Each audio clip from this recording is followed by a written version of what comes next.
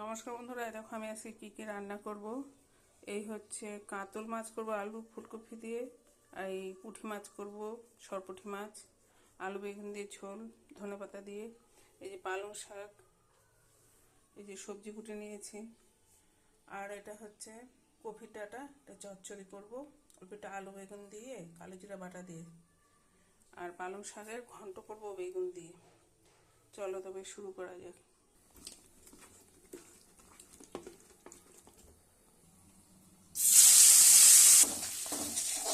কাতল মাছের সবজি ভাজা হয়ে গেল, আলু ফুলকপি দিয়ে কাতল মাছ ভাজা হয়ে গেল। এখন এই তেলে আমি পুঁটি মাছগুলো ভেজে নিচ্ছি। পালং শাকের ঘন্ট বানাবো, তার বেগুনটা ভেজে নিচ্ছি। এদিকে মাছ ভাজা হয়ে এসছে। 5 ফোড়ন, তেজপাতা, শুকনো লঙ্কা দিয়ে দিচ্ছি ফোড়নে। এই শাক বসিয়ে দিলাম, লবণ আর এই বেগুনগুলো ভেজে রাখছিলাম ওগুলো দিয়ে দিলাম। এই আদা বাটা দিয়ে দিলাম অল্প। পালং শাকের তো আদা বাটা দিলে ভালো লাগে, বড়ি দিলে ভালো লাগে কিন্তু বড়ি নেই আসতে মাছ। পুঁটি মাছ ভাজার তেলে পুঁটি মাছটা বসিয়ে দিলাম, একটু 5 ফোড়ন দিলাম। আলু ভেজে নিয়েছি, এখন বেগুন আর চিনি দিলাম। মাছের সবজিগুলো ভাজা হয়ে গেছে। এখন এখানে জিরে বাটা আর কাঁচা লঙ্কা বাটা দিয়ে দিচ্ছি, হলুদ, লবণ আর 1 ফোঁটা কাশ্মীরি লঙ্কার গুঁড়ো।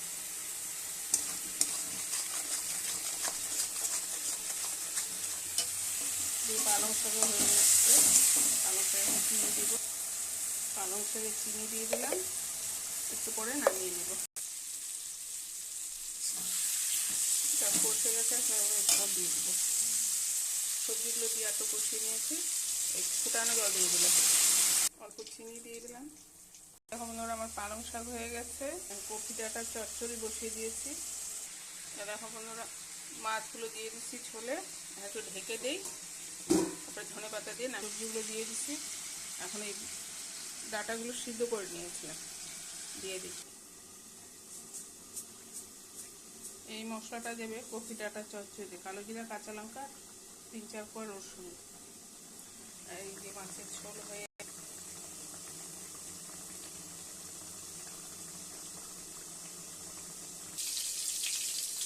কাতল মাছটা রান্না করছি।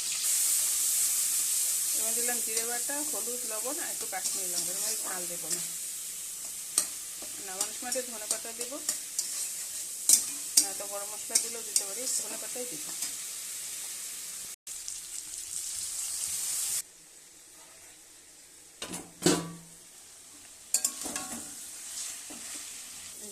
কালো জিরা, রসুন আর কাঁচা লঙ্কা বাটাটা দিয়ে দিলাম চচ্চড়িতে।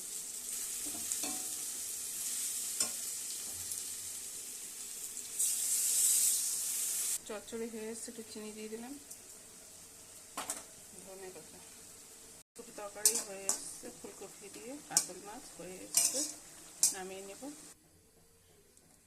আমার কপিটা একটা চচ্চড়ি হয়ে গেছে, ফুলকপি দিয়ে মাছ হয়ে গেছে। এখানে ভাত বসিয়ে দিলাম, ভাতটা হলে খাওয়া দাওয়া হবে। এই দেখো বন্ধুরা, আমার ভাত হয়ে গেছে, ভাত নামিয়ে নিলাম। আমার সব রান্না রেডি। আজকে তাহলে এখানে শেষ করছি। আমার ভিডিওগুলো ভালো লাগলে সবাই লাইক করবেন, কমেন্ট করবেন, শেয়ার করবেন। ভুল ত্রুটি হলে মাফ করে দেবেন।